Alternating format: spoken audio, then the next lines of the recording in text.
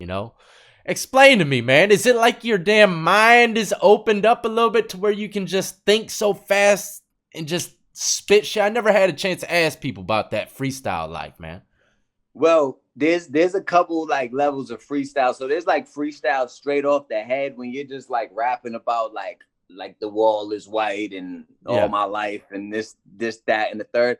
But then like what I do, I assemble bars in my head as the days go on. You know what I mean? So I walk around and lines come into my head. So I might improvise on a couple of things, but for the most part, these bars are pretty much there assembled in my head and ready to go. You know what I mean? So it's a little different than writing a song, but yeah, it's high level rap what I call it. Cause the freestyling like straight off the dome about shit that shit's cool, but it's not pivotal. It's not gonna move anybody like the way that if you just think about some shit. I remember DMX, somebody told him, yo, freestyle. And he said, nah, I like to think about what the fuck I'm gonna say. You know what I mean? So I think about it first. So it's already like assembled. Now, some words might not be there. I might think of some shit in the moment and spin it, you know. But for the most part, it's not your quintessential what you would call the freestyle. But to me, it's a more higher level of that.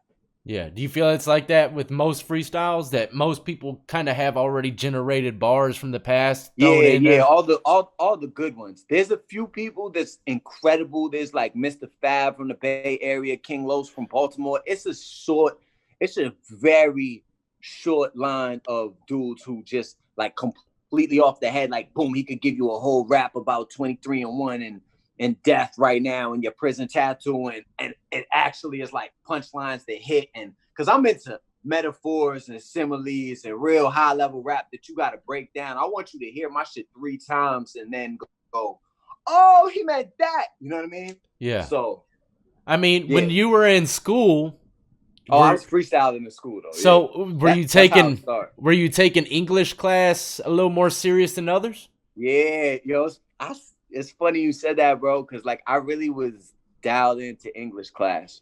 I wanted to know what every word meant because I needed to like add to this word bank because I hate to be, you know, somebody could be the greatest rapper, but if he don't know a certain word, you know, that's stunting his progress. So I was really tapped in to English class. Like that was the one class because I went to this little small school in Charlestown. It was only 18 of us type shit. I graduated with only one other kid. Yeah.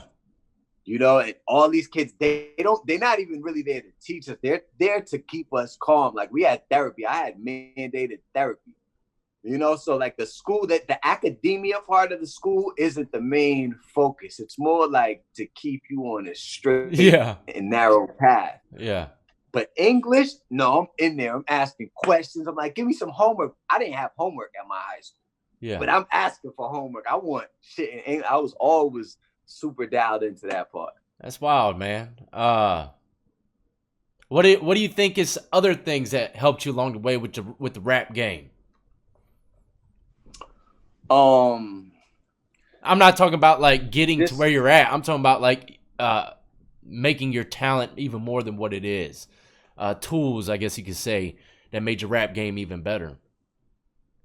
yeah, you just learn. It's like anything. It's like boxing. You're gonna learn techniques. It's like playing ball. It's just you know how. At what point do you feel like you had like you could teach a master's class on prison? At what point? At what point of your bid? Like 3, 4 years in, a year in? Yeah, I'd say probably about 2 or 3 years in, or on the second bid. You know, I learned a lot in the first one, but the second one I grew up. But the second one you went in and you kind of knew. Yeah, I knew what I was doing. You know, and I was taking it from a more of an thoughtful approach, not wild and crazy. I was more matured. So then I think I've seen both sides of the lifestyles of prison, and that's when I realized, yeah, you know what? I know quite a bit about it. You know, why not talk about it? So Yeah, yeah, so I mean, I guess it's essentially the same, you know, with the rap shit. Like a lot of trial and error. You know, I don't know how much trial and error you went through when you first came to the joint or whatever, but it's just a lot of trial and error in this shit. A lot of rejection comes with this shit, but just learning how to deal with shit. Like I don't know if you know, even just honing my skills to the point I know I'm ready to go. The other day I did a song going back and forth with Dave East on a drop of a dime in his session with just all his homies around type shit. He's like, yo, you want to go back and forth? You got to be ready for all of this shit. It's kind of, you know, you just got to rise to the occasion for the most part. Here's a little piece of advice for you, man. I heard a rapper. I don't even know who he was, but this is what he did. Cause see, another thing when I first started doing this stuff myself and talking about prison, I realized prison is so much different from one coast to the other. You know what I mean? The lifestyles in prison, the codes of conduct are so different. Yeah, I've been watching the stuff about Cali. Yeah, you go to Cali or a little more out west, it's a lot different politics-wise. Now, I seen a rapper. I can't remember I think he might have been from New York. But he was rapping New York style, and then all of a sudden he switched up. He's like, or I could go to Cali, and he started rapping like a Cali rapper. You know, there was two totally different rap things. You know what I mean? Yeah. So I mean, that'd be pretty cool, man. I think for rappers to even dive into the culture on a whole nother playing field, as in from coast to coast, and just learning from that'd be a good way to develop a whole nother rap game too. You know what I mean? Learn from everything. And that's what really brought me into the whole prison thing as well. When I realized that shit, it was nothing like Virginia, you know, nothing like where I'm from out there. So I had to bring all that into my mind. And, you know, by doing that, I drew an audience from Cali, you know, I drew an audience from, and they get on you in Cali, right? I mean, like, I got some people that probably don't like me, and got some guys that love me, you know. But I try to respect all, even people that don't rock with me, man. I try to get them to see from my point of view. Are they gonna hate me on this one? They're gonna be like, he didn't even do a bid. I feel like if I went in young, I would have extended my stay a lot, because you're about that life. You just, when you're about something, you go full force, man. That's how it is. I got like, you know, friendly face. I'm a white boy. Like, I'm not the most diesel. I'm skinny. So it's like, I feel like, I tell people all the time, man, there's soft served ass dudes in prison surviving every day. That's what I was gonna ask you too. Like, so I watch all the jail channel shits, right? I watch you, 1090 Jake, my man Mac Mean. Shout out Mac Mean, my brother, love him. So I watch all the channels, but then in my mind, I'm like, I know some soft ass dudes on the street that survived in jail. And they might have even been somebody in jail. Yeah. But dudes put that pressure on them, because the strong rule the weak, the wise rule the strong, things of that nature. So maybe you was physically tough. I know a lot of bird-ass dudes that did bids. Yeah. Bird-ass dudes. For sure. And they might even be able to come on these channels and talk about stealing on somebody in the fuck, whatever the fuck, checking somebody in the PC. But in real life, in the streets, they're not that guy. I know a lot of dudes also who stuck in jail. Like, so when they get out, it's like, that's just the glory days. And to me, it's like somebody talking about high school. Now, you're giving people game. That's one of the things I appreciate. If you're giving game, that's one thing. But a lot of dudes are stuck in these glory days, and they not really too much of nobody on the street, or ever was somebody on the street. Why do you think somebody could thrive in jail and not in the streets? Thrive in jail and not in the streets? As a dominant male, as an alpha male, but you're not so much of that alpha male. Is it because his guns is involved, or like, that's where because I know guys who go there, and I'm sure they whoop ass and do this and the third, but I just know a lot of bird ass dudes in the street. Like, I know, like, you're not built like that. I could get you ran out of this city. Yeah. You know? But you might have been the dude in jail. So that shit throws me sometimes. It's hard to tell, man, because I don't trust nobody, and I don't trust a lot of people's stories. So, I mean, you can usually tell by the way they tell their stories, man. If they show the softer side, they show the reality of things. You know, most people see movies and they think everyone that survives prison's hardcore. That's not the case. That's the narrative. That is, man. But that's not the case. And like I said, there's a lot of soft served guys in there that are just living their life, and you know, they stay to themselves, and it is what it is. But you know, it's hard for me to answer that, because a person like that has so many lies. You know what I mean? And you can't really Yeah, know unless you know that person. And me personally, right. I don't know You anybody out here that's claiming to be this, that, and the third, because I keep my circle small, man. If I were to see someone that was claiming to be some super gangster and I'd done time with them, you know, I'd laugh my ass off and I would be like, yeah, why? You know, why? But eventually, he's going to get tested. Eventually, he's going to get his head cracked, and that's what it is. facts. But, Yo, you yo, know, right. I want not to break this shit up, but I want to. I got my day-to-day manager, right? yeah. And I was doing like, so when I'm starting to really grind with the rap, he's doing a bid 5 years or whatever, and I'm telling him like, yo, the rap is starting to pick up. So every night on the phone, we're talking about. I'm trying to just give him the music industry education that I got. So when he came home, we touched down running. We went on our first tour. We did the BET Cypher. This is 2016. You know what I mean? We toured America, and we've been going up like ever since or whatever. But he really caught that shit coming out of jail. But he's definitely a fan of your channel. I just wanted to let him get on and tell a story real quick. That's all right? Hey, he been to the pen? Yeah. Let's get him on here, man. The big house. He was moving and shaking. That is crazy. What's up, man? What's up, bro? Hey, tell the people your name. Where you from, man? What's up, man? My name is C's. I'm from the Bridge. C's. MILLYZ is day-to-day manager. That's We what's grew up, man. together. Yeah, man. It's good to be on here, man. I fuck with all your shit, bro. Hey, I appreciate you, man. Hey, you'll be able to give us a little taste of the pen too, man. What prisons were you in, man? You were doing time in Mass? In Mass, yeah. So I caught a trafficking case. So I got 5 years total. So I did 3 years in Concord. I did a year in the Max and a year in the Medium. You know what the Medium is and the Max and shit like that. It's probably the same in Virginia, right? Yeah, I mean, do they go by levels at all out Mass? I mean, what's the highest level? Do they go by that? Yeah, so the Max is the highest. Okay. Pretty much. So the Max is the highest. You got the Medium, then you got the minimum, and then even below that is like a pre-release. Well, why'd they throw you in the Max at first? It wasn't a violent charge, was it? Nah, it wasn't even it was just a drug case. Yeah. You know what I'm saying? But yeah, so I go to visits a lot. You know what I'm saying? Like, I don't know how the visits are down there and shit, but after your visit, you're supposed to go up with your visitor, give him a kiss. If it's your child, give him a hug or whatever. The girl I was with at the time, her son, he was like holding on to my pants. You know what I'm saying? And I guess one of the COs, he wasn't really feeling that. You know what I mean? But I'm out there a lot, so I was kind of thrown off the way he tried to like check me about it. You know what I'm saying? He's like, what are you doing? Like, you staying or you leaving? Like, what's going on? So I was assertive when I spoke to him, and I told him like, yo, you see what's going on, bro? Like why you forcing it? You know what I'm saying? Like, it wasn't even my girl, it was little man. So eventually I got him off of me. You know, they left. We got a strip search area. It's like a small room where they make you take your shit off or whatever.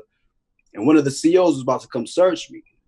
So the dude I had words with, I guess he stopped that CO from searching me. He wanted to come search me. So off rip, when I seen that go down, I was like, damn, what's about to happen? You know what I'm saying? So we walk in the shit, the motherfucker look at me. He's like, yo, why you gonna call me out like that in front of everybody? And I was like, call you out? What are you talking about? So now at this point, just me and him in the room. And he's like, I could tell he's like a little hot. And at the end of this, I'm gonna tell you like why he even acted like this, because it all makes sense. You know what I'm saying? But the dude ended up pushing me and telling me to get undressed. You know, he was a little aggressive and shit. So I told him I wasn't getting undressed. I was like, yo, go get another CO. You put your hand on me. I don't feel comfortable.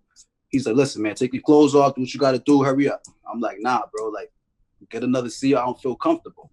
You know, he got in my face. I'm to the point where I'm getting hot now. So I kind of clenched my fists.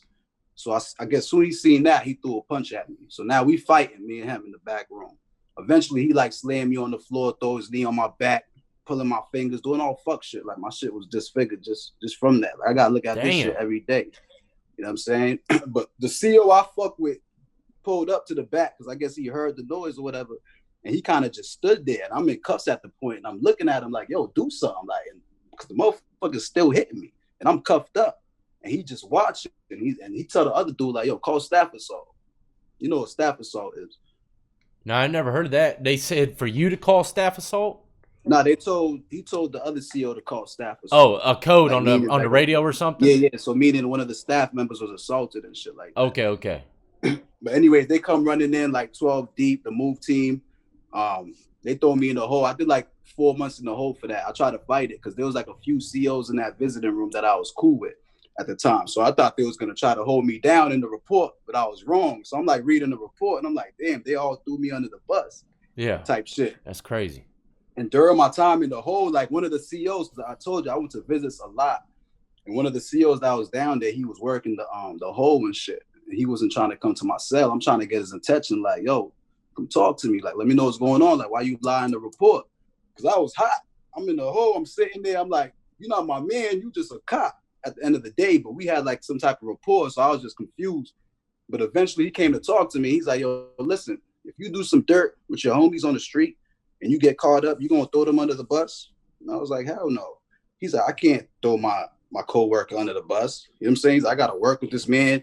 I got to see him every day. Like, so I kind of had to respect him for that. You know what I'm saying? But he knew the whole shit was fucked up. He's like, it's a fucked up situation, but it is what it is. You know what I'm saying? But yeah, that whole time in the hole, I didn't have no medical treatment. The nurses was walking by my cell, like, just like ducking their heads. And one of them finally came and talked to me. And she's like, yo, they told me not to give you no medical. My fault, bro. Yeah, so she put me on to like how dirty the system is too, because she's like, yeah, they told me not to treat you. Because, you know, once you get in a fight with a cop, it's like you enemy of the state type shit. Yeah. I remember I remember one time they took me to take a shower or whatever. Dude left me in the shower for like 20 minutes after I told him I was done. He cracked the door, and this was like in November. It was freezing, so I'm just in the shower like shivering and shit. So they was doing a lot of fuck shit. I didn't eat because I thought they was like spitting in my food, tampering with shit. Like, they was literally doing me dirty, like. But they sent me to the max, and you know, y'all always talk about divine intervention, how everything happened for a reason.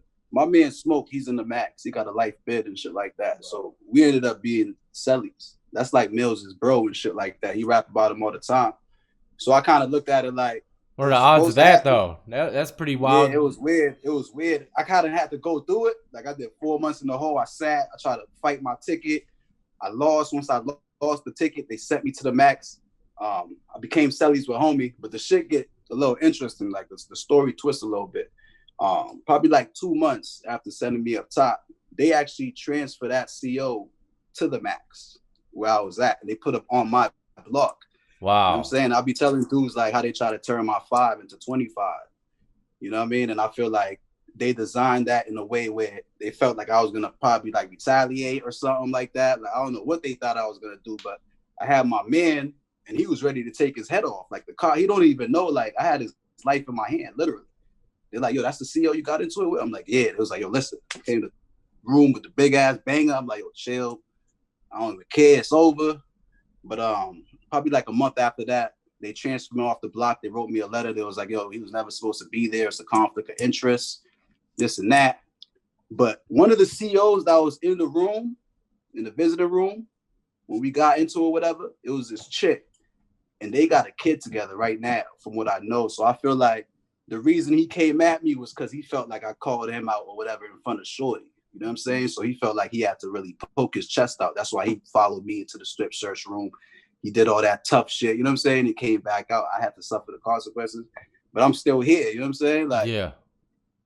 But that's wild as shit, man. Yeah, nah, that shit crazy, bro. And even reading that letter when they was like, yo, he's not supposed to be on your block. He's not even supposed to be in this jail.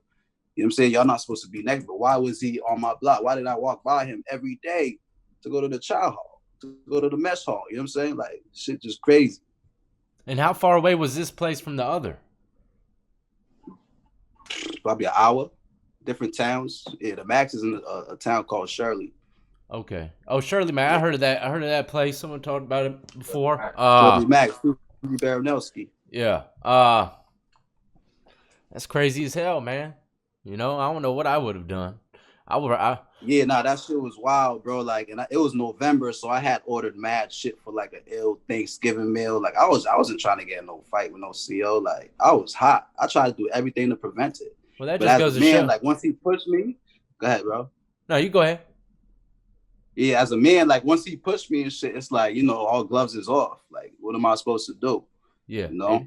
And people don't seem to realize this. That's another reason why this channel is, even though there's many of them popping up, you know, prison related, I don't mind. You know, I don't care if it's taken away from my views or anything like that, but people need to understand the truth and reality of things, man. COs are dirty as shit. And a lot of people, man, they get their time tricked the hell up behind them. You know what I mean? They're just normal. You know, some of them are gangsters as hell, too. You know, some of them are running with gangs or part of gangs, you know, just to be in that prison to help that gang. So, but imagine if I was like a weak-minded individual when they transferred him, not to interrupt you, when they transferred him to the max, like, and I stabbed him or something. You know what I'm saying? I had a 5-year bid. Yeah. Now I'm in there for life, possibly, or 10 to 15 or something. So that's how crazy it is. It's nasty the way they did that. Yeah. And I seen right through it. Even though they wrote the letter like saying it was an accident, that wasn't no accident. You know what I'm saying?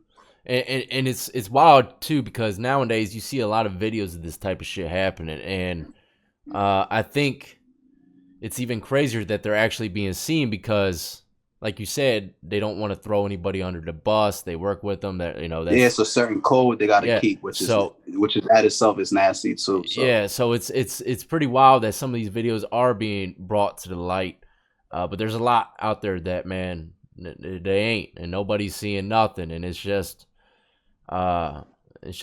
pretty much torture throughout their bids, man. And it's constant, you know. But that's a wild story, man. And how long did you say you did? I did 5 in Low Nickel. 5 piece.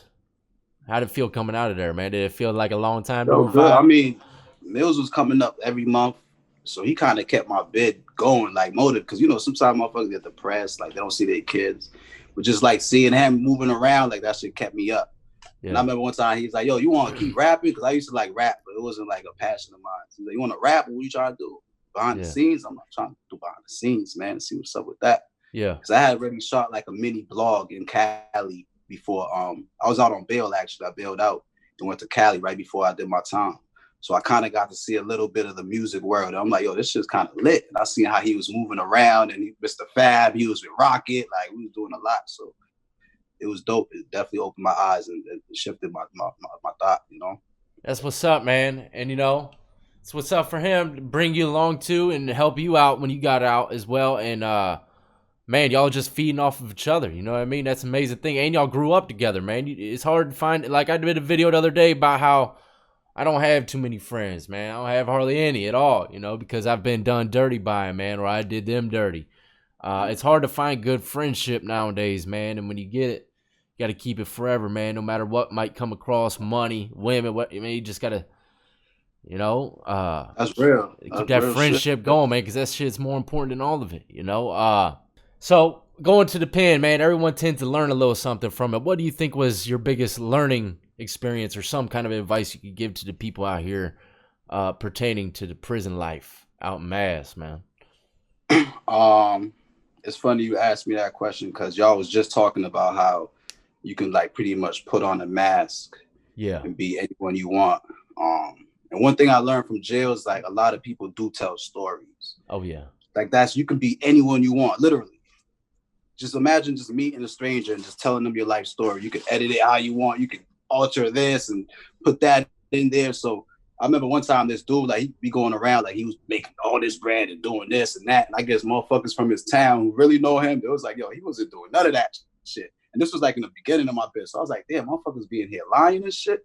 So I think I picked up a lot on that and just really reading people because motherfuckers will use you in the joint. You know what I'm saying? Yeah. And you got to really know who to fuck with and how to fuck with them, how long to fuck with somebody. You know what I'm saying? And keep a motherfucker out your cell, man. Don't let nobody walk into your spot and get comfortable. And that's one thing I learned too, because motherfuckers be letting up motherfuckers. It's like a revolving door. You know what I'm saying? So go to jail, man. Keep niggas out your cell, man. People respect that. You know what I'm saying? Motherfuckers come through, they'll post up, wait for the approval. But do a little eye hustling. Hey, let me borrow a couple of them 30 honey buns you got right there, man. Nah, I just pretty much just know who you're around. That's all. Yeah, man. You gotta keep. You know, I like to, you know, be very little secretive. You know what I mean? Keep yourself a little secretive, and when people get to know you, you open up a lot. They tend to take advantage of the shit that they learned about you. Yeah, don't tell people too much too, because motherfucker will finesse you and learn you real quick. You know what I mean? Hell yeah, finesse games strong as hell in prison, boy. I tell you what. He really did this shit. Hey, the channel's about, so you know what I mean. But That's what's up, man. We got a little taste of the pen, got a little taste of how you didn't go to the pen. Hey, it's good. Destiny, my friend, all worked out right, man. So I'm the first guest to not go to the pen, right? No, I've had a few others, man. I've had a few others. I ain't. If you got an interesting story that I feel as though it's interesting, man, or hey, I'm just interested in you as an artist, I'll have you on. Right. You know what I mean? If you got a productive story, you're doing productive things, hey, I'm all about it. You know, of course, it's about prison, but it's also about life, man. You know, and I think that's the most important thing because a lot of people, they don't need to know about prison. They need to know, hey, how to make the right decisions to stay the hell out. Because believe it or not, a lot of people, they need to hear that stuff. I tell people all the time, man, it's just you don't commit crimes, but really, there's a lot more to it, especially when you're around the individuals that are and stuff along those lines. But look, man, I appreciate you coming on to the channel and having your homeboy come on here and tell a little bit of his story. But tell the people where they can find you, some links, I mean, some channel names, all that good stuff. MILLYZ, MILLYZ. That's on everything. That's on Instagram, Twitter, Facebook, YouTube. Look up, if you got the time, look up MILLYZ freestyles. I got a plethora of freestyles. I got a plethora of music videos. My new album just dropped, Blanco 3. Blanco 3. It got all type of pain on there, real life shit. Every emotion is touched on in that album. You know, good high level rap, good melodies. Yeah, man, and whoever's doing your videos, man, they're excellent. They're doing good work. It's clean. Yeah, that's what coming in, bro. That's my man right here, man.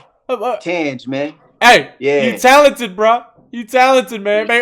Make me an intro one day, maybe, man. No, we gonna put it together 100,000%. But yeah, man, Blanco Threats out right now. I'm signed to Jadakiss, if you didn't know. Oh shit. Okay, okay. Yeah, so I'm signed to Jadakiss, so I'm under that cloth. You know. That's what's up, man. Yeah, just go check me out, man. And I hope your subscribers don't get on me too much about not doing no time, but I like to keep it that way, you know what I mean? Hey, it is what it is. Hey, let me ask you another thing, man. Cause I always see Jadakiss asking about younger new artists and stuff like that. How is it working with them, man? For anybody that might be trying to take that route, is it a good route? Yeah, definitely. I mean, you know what I'm saying? In my situation, it definitely is, bro. Treating you good and stuff. Just to be able to, you know, run around with him and be in this New York City life. Yeah, you know, I mean, he's a legend, man. You know, he's a legend in the rap game, so it's an amazing thing, man. I appreciate you once again coming on the show and everyone else that you brought in here.